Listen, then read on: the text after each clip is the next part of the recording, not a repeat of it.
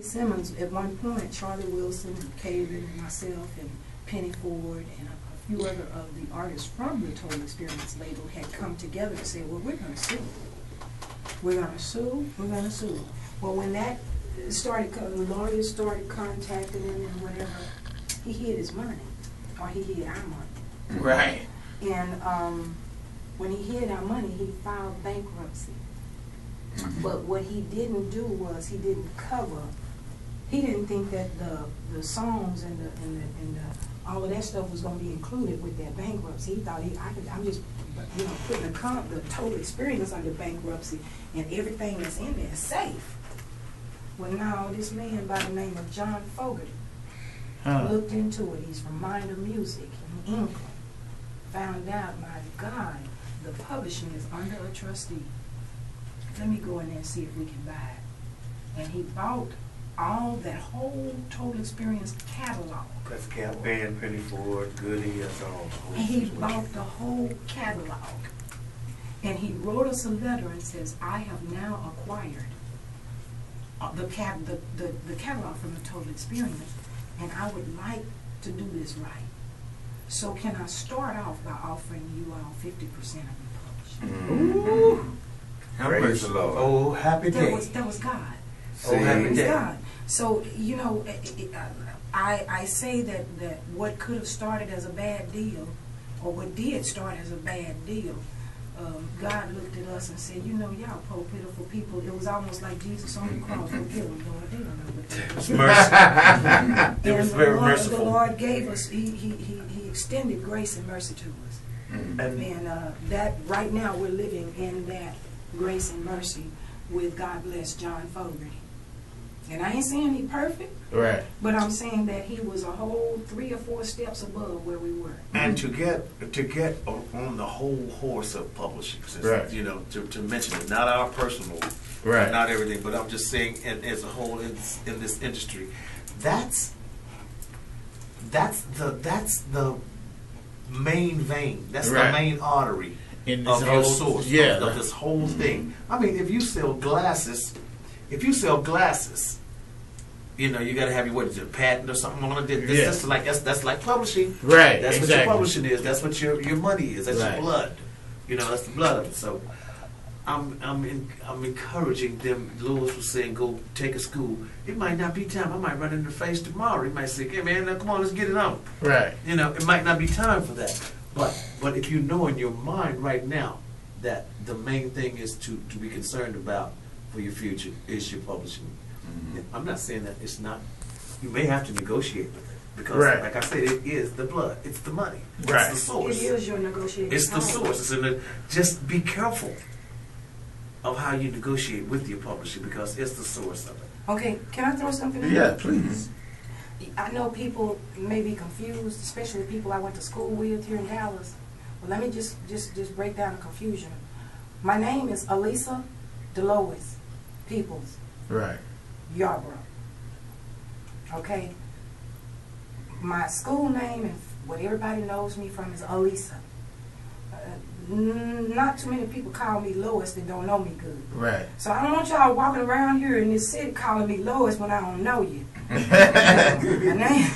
But for those of you who don't know me, keep calling me Elisa. So I won't get confused. Don't get Yeah.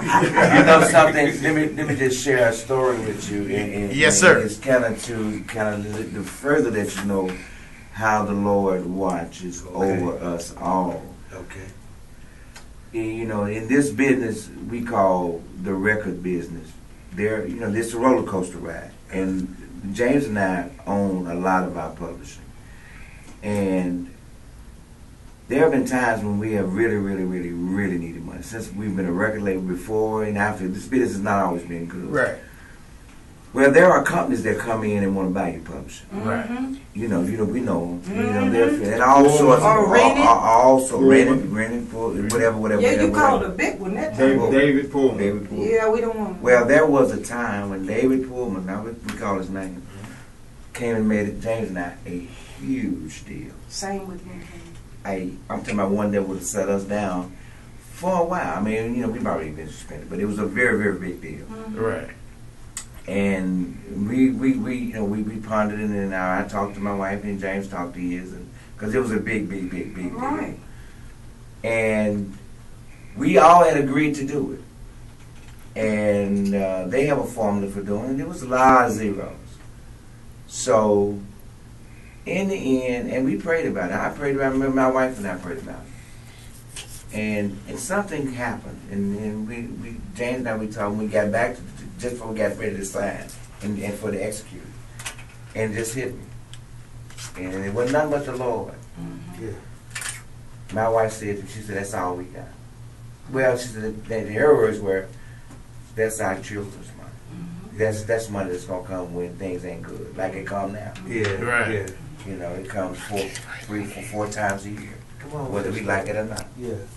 Sometimes good, sometimes real good, sometimes it ain't nothing. Right. But it comes. It comes. Right before the Right for the just like But that's you were again addressed with almost a similar situation in this age and day as you were back then. we turned it down. Let me tell you, we turned it down.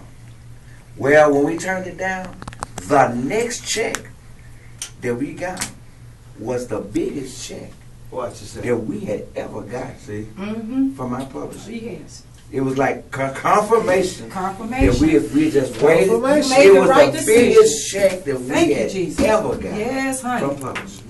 And what you just said, what your wife said, it's all we had. It's your legacy. That's that's y'all's It's legacy. the legacy. And just we had hard times and just sort of backed us into a corner and just that quick, let's do this and not think being selfish and not thinking about the kids, and then kind of like boxing up all of them days and nights that you set up and wrench your brains. Right. And just being selfish and saying, you becoming that selfish person and saying, well, Well, that little $1 boy million again. or $1.5 million. Yeah, let's do it. Yeah.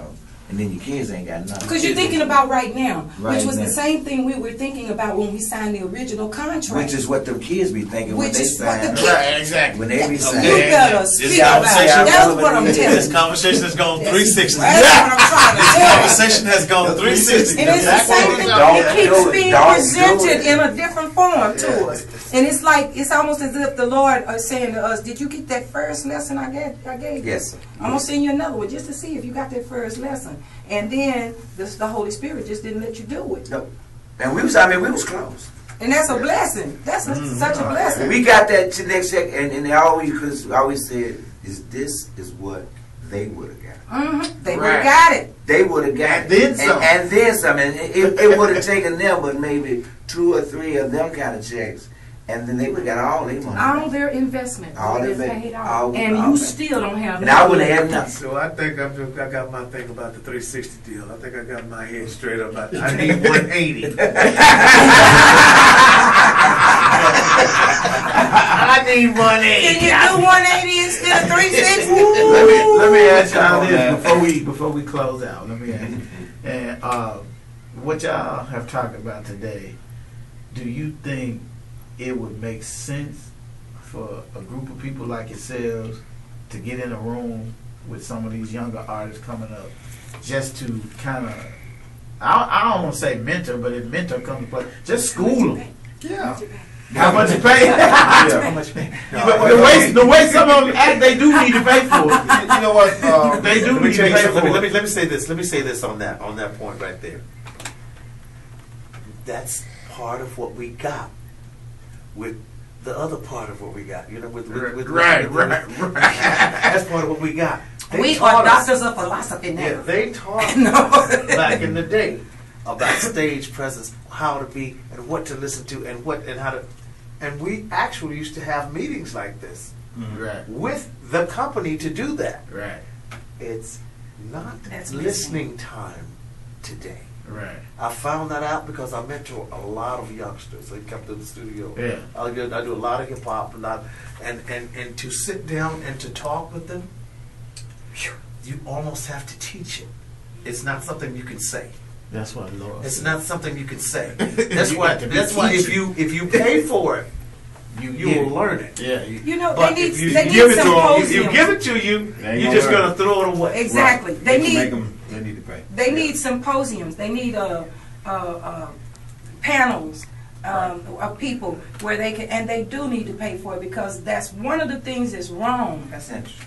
That's one of the things that's wrong with whatever's going on now. Is But nobody is paying no dues. Right, they need panels without a whole lot of alcohol, and you know, Just like you can have a live performance, but most of these, like you said earlier, they paying $300, $400, $500 to get 2 minutes, 3 minutes on stage, Exactly. and think somebody gonna sign them from that. And what I learned from my years in the music industry, going to conferences, Urban Network, Impact, Jack the Rapper, all that, is music industry folks ain't trying to sign no deals at no conference. No. They ain't trying to listen to no music.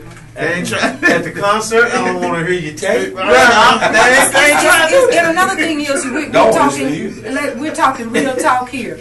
You go into a club and you say, hey, I'll pay $300 along with the other crazy 8 groups that's doing the same thing.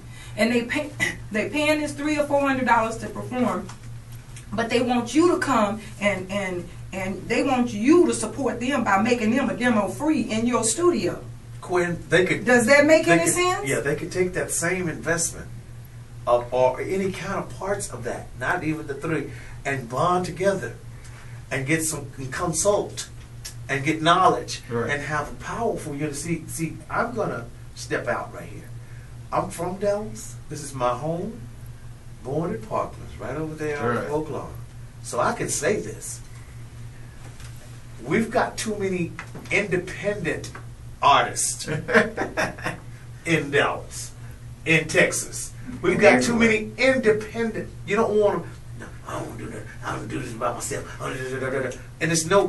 But I've lived in New York, California, and Texas.